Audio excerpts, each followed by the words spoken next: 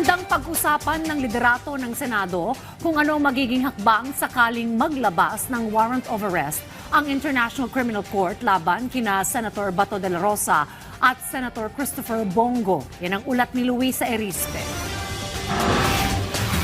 But there's nothing concrete na nakikita. Why will I say what I think? Di ba? So, I'll cross the bridge when I get there. Yan ang sagot ni Senate President Vicente Soto III nang tanungin kung pag-uusapan nga ba ng Senado kung ano ang gagawin sakaling tuluyan ng maglabas ng warrant of arrest ang International Criminal Court laban kina Senator Ronald Bato de la Rosa at Senator Christopher Bongo. Ito'y dahil kamakailan nakasama nga ang pangalan ng dalawang senador bilang co-perpetrator sa kaso ni dating Pangulong Rodrigo Duterte na crimes against humanity sa ICC dahil sa war on drugs noon. Pero sabi naman ni Soto, handa siya na magkaroon ng caucus at mapagkasunduan ang susunod na hakbang pero hindi siya ang mangunguna rito. Pabor din naman ang iba pang senador dito. Are there members who would want a caucus? Then, I'll call the caucus. Hindi pa, pero hindi ko pangungunahan. Kailangan namin pag-usapan siguro yun. Ano ba talaga? Kasi may mga comments sa mga tao, may mga side comments. We have to ask the Senate leadership.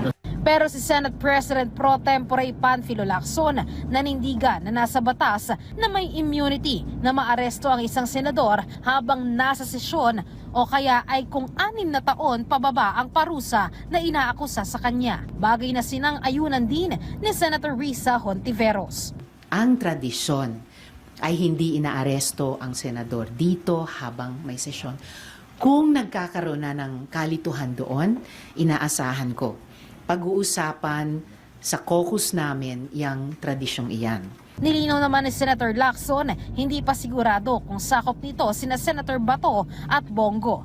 Dahil hanggang June 6 lang ang sesyon at sa February 23 hanggang 27 pa ang confirmation of charges sa ICC. Pero ang minority bloc hindi nahihintayin ng caucus. Gumagawa na ng resolusyon na dapat respetuhin muna ang Philippine courts. Ang essence, ang spirit ng ating konstitusyon ay kung may problema, pwede kang tumakbo sa Philippine courts.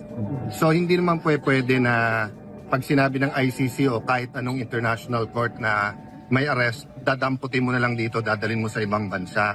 Binubuo na ng minorya ngayon ang resolusyon. Sa kabila naman ng usap-usapan sa warrant of arrest, si Senator Bongo hindi umano natatakot dito.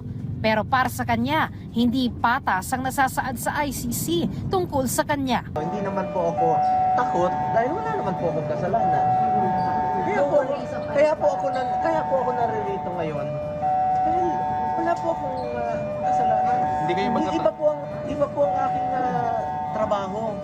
I firmly dispute the allegations in that document which are entirely unfounded at one-sided at napaka-unfair naman po yun sa parte ko.